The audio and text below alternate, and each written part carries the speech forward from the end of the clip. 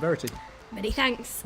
As I said, my name's Verity and I am the Assistant Legal Officer at the Free Representation Unit. I work in the employment team there full time. Up and down the country, people are representing themselves in employment tribunals and social security tribunals. They could be challenging a decision made about their disability benefit by the Department of Work and Pensions if they're in a social security tribunal. Or in the employment tribunal, they could be arguing for the return of unpaid wages, fighting against an employer's decision to dismiss them, or seeking to recover compensation for a recruiter's unlawful discrimination. And quite often, these people, these litigants in person, they have at best only a vague idea of the legal test the judge in front of them is applying in order to decide their case. They might not know what evidence they ought to have brought with them, and much less what they have to prove in order to win their case. The prospects of cross-examining a former manager or questioning the conclusions of a Department of Work and Pensions health assessment can be frightening, daunting, and overwhelming. The Free Representation Unit was set up 45 years ago now by a group of bar students, and it was organised around two charitable objectives. The first of which is to provide the people I've mentioned with legal advice, case preparation and advocacy in the Employment Tribunal, Social Security Tribunal, and we do a handful of criminal injuries compensation cases as well. The second charitable aim is to train volunteer law students, and as well as legal professionals in the early stages of their career, to provide this advocacy competently and confidently. So we represent around 600 cases a year. And in order to do this, we need volunteers. So that's why I'm speaking to you today. I'm going to run through why you should volunteer for FRU and how to do it if you'd like to. You are all here because you have at least a passing interest or an inkling that a career at the bar might suit you. And put simply, there is no better way of determining whether you wish to spend your career standing in front of a judge trying to persuade them of your point of view than standing in front of a judge and trying to persuade them of your point of view. Now, technically in the tribunal you'll be sitting down, it's less formal than a court, but I think my point stands. And at FRU, you do this on behalf of someone who would otherwise be representing themselves because they're unable to afford professional representation, there's no legal aid. And doubtless from the fair I saw earlier, you will have heard a great deal about the many virtues of mooting and debating, and I don't wish to disparage such activities, they're very important, but the kind of skills you'll learn at FRU as a volunteer are quite different because of precisely what's at stake. There's a living, breathing client depending on you to put their best case forward. So while you do hone your cross-examination skills and practice preparing concise, useful written submissions, you're also confronted with managing the expectations of vulnerable clients, keeping to tribunal-ordered deadlines, as well as running a case mindful of your professional obligations to the tribunal. If this sounds challenging, that's because it is. But please rest assured that you're closely supervised by legal officers. I'm one of them, and they're based at FRU full-time, and we support you at every stage. We've seen a lot of people through their first case, so. It's challenging, but it's also enormously rewarding, and that's because I think people's lives aren't like problem questions. They're messy and complex and unpredictable. But equally, unlike problem questions, when you get it right, you have the opportunity to affect extraordinary change in someone else's life. So I'm hoping you've heard this and thought, goodness me, I want to be a FRU volunteer. So how do you become a FRU volunteer? And the first is to check that you're eligible. For social security cases, so to become a social security volunteer, you might have an interest in public law or tax. You have to be in the May of your penultimate year of your LLB or equivalent law degree, so your BA in jurisprudence, or have started the GDL. For employment, you have to have finished that qualifying law degree or have started your GDL.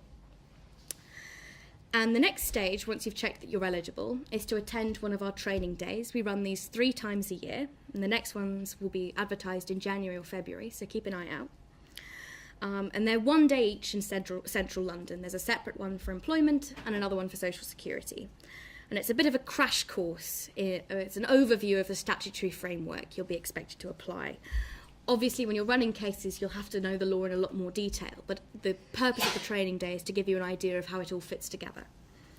We also go through some of the practicalities of running a case that you won't have come across in your academic study, as well as some pointers about client care and litigation strategy. In order to attend one of these training days, you register online. To join our training day mailing list and be notified for when booking for our next training day opens, please see the volunteer section of our website. So our website is www.thefru.org.uk. On the same weekend, once you've attended the training day, you have to pass a test. We release the test at the conclusion of the training day. And it's a straightforward question of statutory interpretation. You're given a set of facts, you're given a handful of statutes, and you're given 48 hours over the weekend to submit it via email. If this worries you, there are examples on our website with written answers, so you can see the kind of thing we'd ask. Hopefully, we get back to you and let you know that you've passed the test about 6 weeks later. And then the last stage in becoming a FRU volunteer is to attend an office induction at our incredibly glamorous offices in Holborn. We're down an alley opposite William Hill. And at that office induction, we go through the nuts and bolts of taking out a case. So where you store files, case management questions, where everyone sits, where the tea is, that kind of thing. And then you're a FRU volunteer. You can take on cases. So what is it like taking on cases at FRU?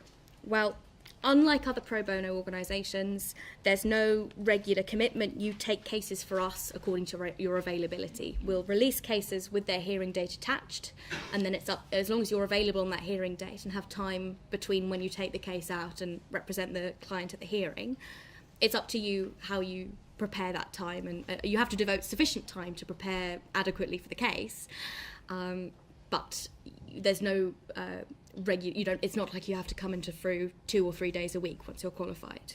We only ask that you take your first case within a year of the training day, and one a year thereafter. Most cases are referred to FRU via agencies. You might have heard of the Citizens Advice Bureau or other charities like Mind. Though we also take a small number of self-referrals. I run the employment self-referrals scheme where members of the public can approach us directly. And once we receive that referral and process it, you can browse available cases online. There's a short summary of the parties and the kind of case it is and when the date of the hearing is online, but in order to view the substantive detail about the case, you have to come into the office. You select one that interests you and then work with a legal officer from there. And obviously every case is different, timescales can vary enormously, but we'll explain that to you when you take your first case out. I think we're doing questions all together, so any questions? Are we all ready?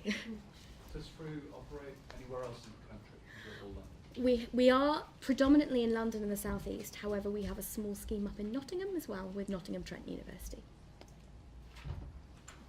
Are there steps that we can take if we're not sort of in our final year to sort of set ourselves up to have a better shot at being accepted as a volunteer or volunteering in different ways? We don't. I would recommend getting involved in some of that early. It's not a requirement, and we don't select volunteers on this basis. It's just, have you attended the training day and passed the test and gone through our stages?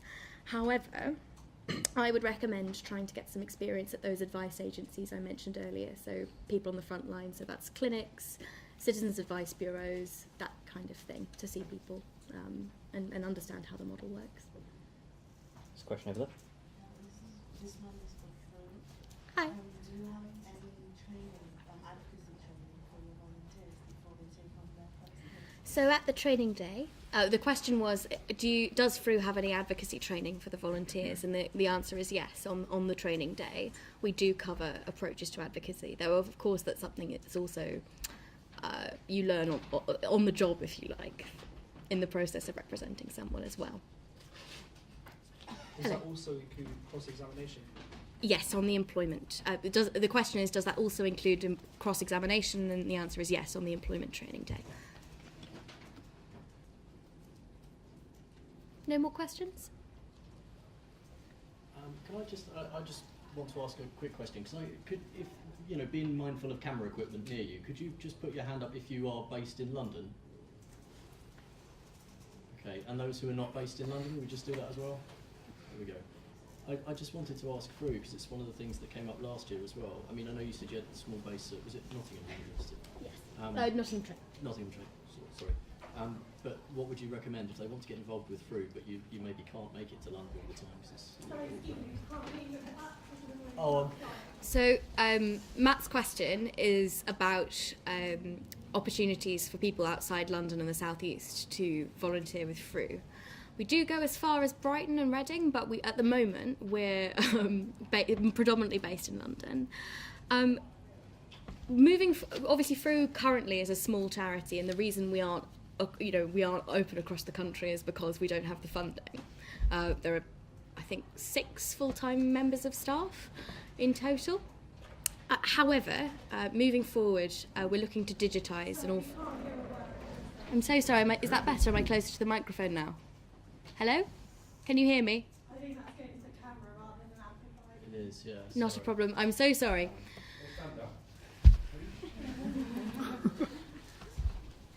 Any good? Excellent. I'm so sorry, please. My apologies to the camera. We are looking over the next few years to digitise a lot of the processes for use, but currently we require volunteers to come into our Holborn office and run cases from there for us. But who knows? I think by 2020 a lot of things will have changed, and that includes how Through runs cases, and who knows, it might not be so limited by geography. So I'm sorry not to give you everyone outside London a more satisfactory answer on this, but it's something we're mindful of and working on. Are there any more questions? Okay, we can call it there, I think. Thank you very much.